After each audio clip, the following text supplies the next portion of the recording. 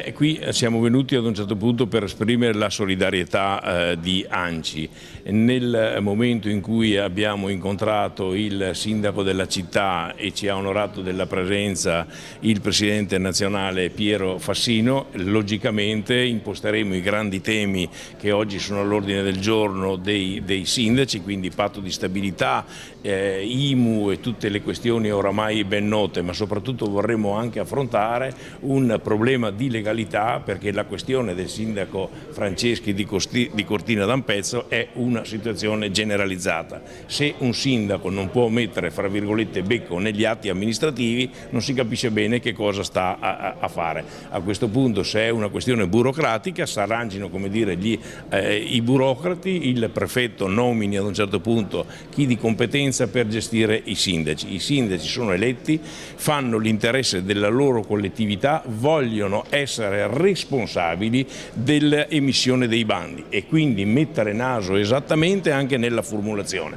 Dopodiché il processo di legalità è garantito dal segretario e dalla dirigenza e nessuno ad un certo punto vuole mettere in questo senso naso. Però la decisione e l'indirizzo è una delle competenze primarie del sindaco, se no non si capirebbe cosa sta lì a fare. Ma oramai è la questione ad un certo punto, come dire, delle responsabilità che ogni giorno ci vengono sempre più date senza avere autonomia.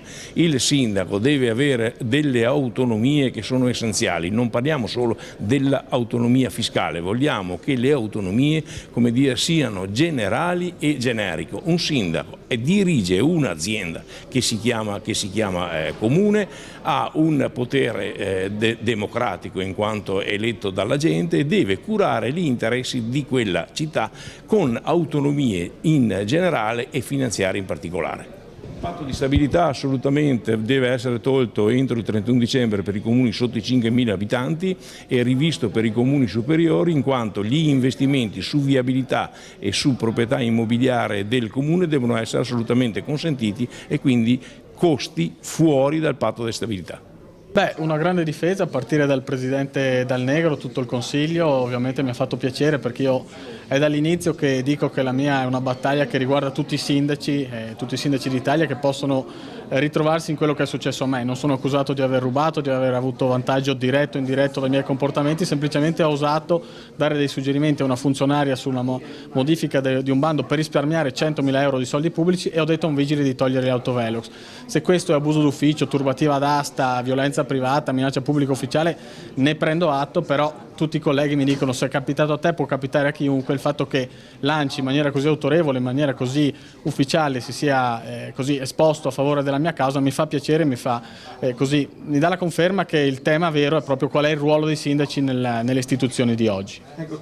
Io lo rifarei e spero anche di rifarlo perché sono sospeso, però non intendo dimettermi perché me lo chiede la gente, perché ho la coscienza a posto, perché sono convinto che alla fine uscirò bene da questa vicenda e io mi auguro di tornare presto a portare il mio contributo a favore della comunità di Cortina. Ma diciamo che ero stato invitato e quindi immaginavo volessero parlare della mia vicenda, non mi aspettavo che prendessero una posizione così forte, così credibile, ma la vicenda la conoscevano già e quindi è stata una logica conseguenza, ecco. Io ho chiesto di andare subito al processo evitando questo passaggio anche per accelerare le cose perché voglio che il processo inizi presto, voglio iniziare presto a difendermi, a spiegare le mie buone ragioni e quindi per chiudere quanto prima questa vicenda. C'è una tappa intermedia fondamentale che è quella del 22 ottobre in cui io mi gioco la mia libertà di ritornare a casa, di ritornare a fare la mia vita normale e di ritornare sindaco. Ovviamente voglio essere fiducioso, lo sono sempre stato, credo nelle istituzioni e nella giustizia di questo Paese e insomma incrocio le dita per quella data. Ovviamente la voglia di tornare a casa dopo quasi 6 mesi è evidentemente tanta e insomma io spero che vada tutto bene. Il nostro indirizzo, questa nostra esigenza di venire in questi giorni particolari, soprattutto per questa comunità di Longarone. Riusciamo a superare e soprattutto a ritrovare questo rapporto con i nostri cittadini, i quali meritano capo di amministrazioni di comuni grandi, a piccoli come il nostro, a ancora più piccoli del nostro, di drammatica emergenza. E quindi dell'ANCI del Veneto, il dottor Dal Negro. Grazie e buona giornata.